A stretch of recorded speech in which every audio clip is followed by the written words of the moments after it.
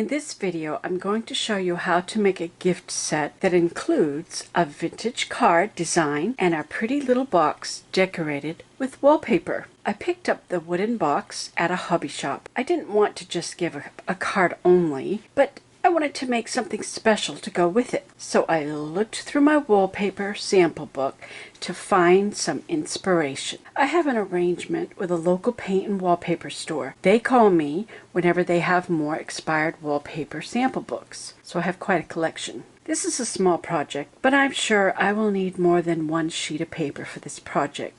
So I'm looking for 2 or more coordinating patterns. There's so many wonderful options. My mind was thinking green or blue would be fitting for the receiver of this gift. As I came upon some papers that interested me for this project, I cut them out of the book with a craft knife. I finally settled on the color blue. Next, I need to narrow down my selection. I was most liking this flowery paper with the blue roses, and the best coordinating paper seemed to be this textured blue paper. It has a similar tone to the blue roses. I was also lucky enough to find 2 sheets of the same papers from 2 different sample books. I only will need 1 sheet, but I thought it was interesting that there are 2. I was thinking with all these books, I bet there's duplicates from one book to another because some of the patterns seem so familiar. I was thinking of lining the inside of the box with this pretty paper, which also has blue roses. I removed all the hardware from the box and put them in a safe place so my kitties don't lose the tiny pieces. They are forever taking things from our desks, making toys of the various things they find. Deciding to use the large blue roses paper for the main portion of the box, I quickly saw that the paper was too short. It would not go all the way around the box, so I'm going to have to strategize. I decided to cut 2 strips, just the width of the box, from bottom to top. It's easier to mark on the back side of the wallpaper. I wanted to maximize the blue flowers and didn't want so much white space, so I cut off one end. My seams need to fall on the corners, but I still want the paper to wrap around the corner. There is enough of the pattern to do 2 sides.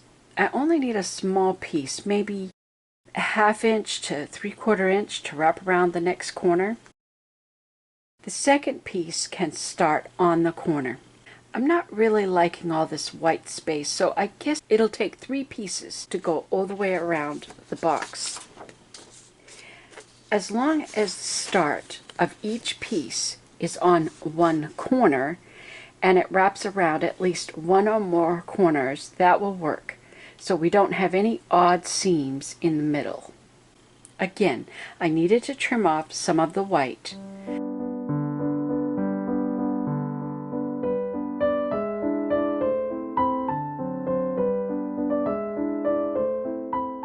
I pre-fold each corner and check my fit for all the pieces before I do any gluing.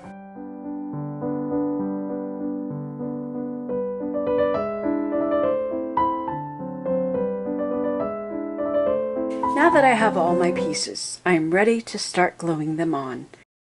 I do not glue all the way to the corner because I want that last piece to wrap around before I secure the strips in the ends right on the corner. So this is going to be on top and the wraparound will be underneath.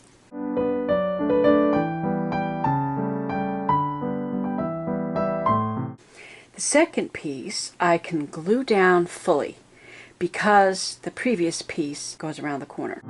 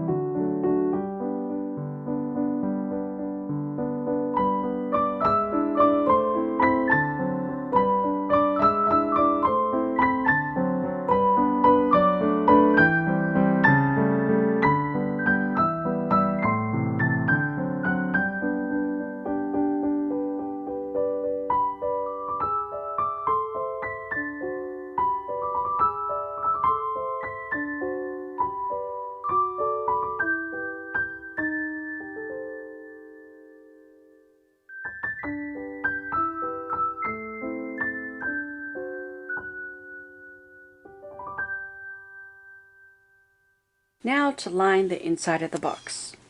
I used the lighter colored paper.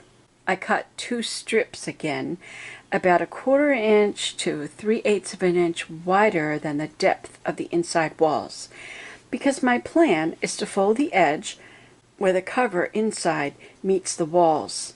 I stand the paper upright inside the box and mark with a pencil my folding line. Then I fold the 2 strips of paper right sides together. Next, I need to measure where the corners will be.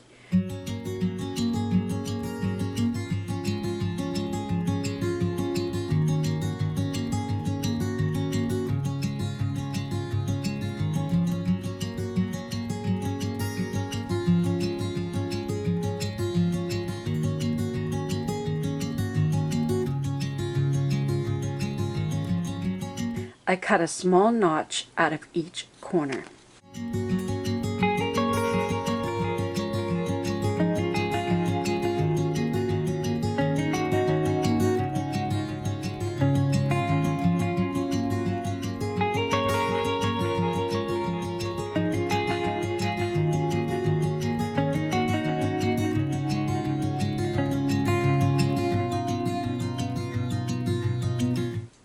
I was having a little trouble getting the corners placed just right, so I enlisted the help of some paper clips to help hold the papers in the corners nice and tight.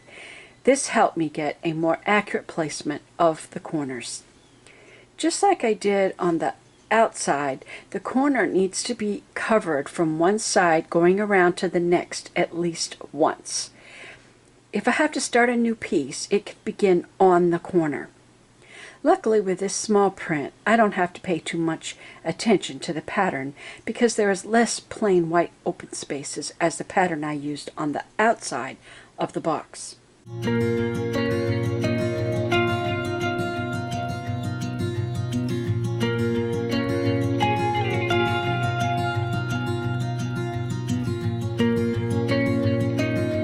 After all my pieces were fitted, notched, and cut, then I can begin gluing them in place. I use Tacky Glue, which is my favorite crafting glue.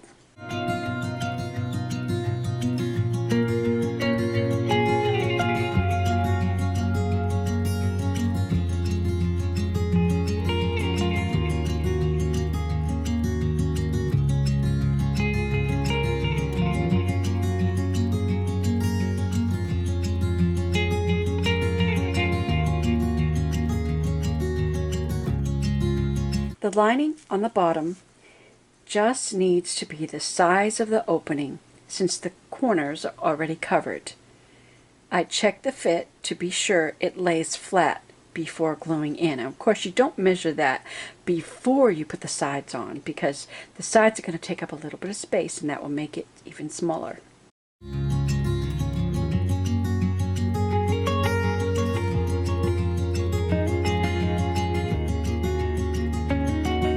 I used a ruler to help make the fold of the lid underside lining. For the lining of the lid, I did it similar to the box base inside, except for the back side, where the notches are for the hinges, where the hinges go. I cut a strip to fit from one corner to the next corner on the back side, from the cover top to opening edge. No folded over edge here because the lining for the underside of the cover will be big enough on one side to fold over where the side meets the underside of the cover top. I hope you're understanding what I'm saying. I hope by seeing what I'm doing you'll be able to understand that more clearly. But the other 3 sides are done the same as I did the base of the box. Make sure that both ends fold around to the back side of the inside lid so that we get those corners covered.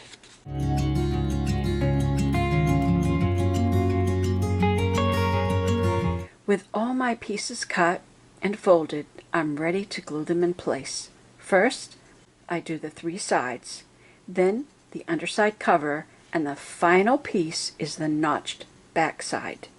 I just felt like that would be the easiest way to do it. Inside is done.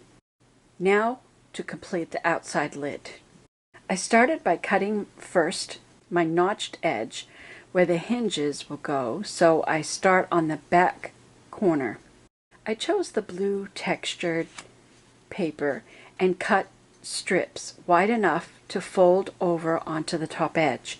I know this box has a slightly routed edge, but with this thick paper I'm going to have to ignore that fact. It will just have a simple beveled edge instead. I did mark the placement of the 2 screw holes before gluing anything in place. My main concern is lining up the very bottom edge so it will be flush with the lid opening. I don't want anything to interfere with the closing of the lid because I'm not changing out the hinges. Once all the outside edges are glued in place, I then cut a small notch out of each corner, which will allow me to fold over the edge to the top. Next, I cut the top piece. I want to make sure that it does not stick out over the edge, so look at it from different angles. If it's slightly smaller, that will be fine. I could glue that on just like that because I already know that I'm going to decorate the top of the box. I want to use this leftover large rose and maybe some of the other flowers and leaves. Then a thought came to me. What if I add some lace? So I brought some lace out of my sewing corner and added that all the way around. Since it was a narrow lace, I decided not to glue it down the sides, but to let it stick out a little bit. I think that's fine. Then I glued on the top blue textured piece. Using a tiny screwdriver, I reattach all the hardware, the hinges, and the front latch. Now to decorate the top. I fussy cut out the large rose and a few other smaller roses from the remaining wallpaper page. When placing the flowers on the blue background, I realized more contrast was needed, so I pulled out my lace doily die cut.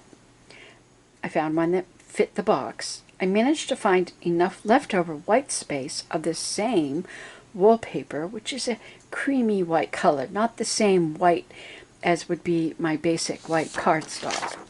On the large rose, I did have to make one of the large green leaves just a tiny bit smaller, just by trimming off a part of it, and I had to cut off a little bit of the stem to make it fit the box.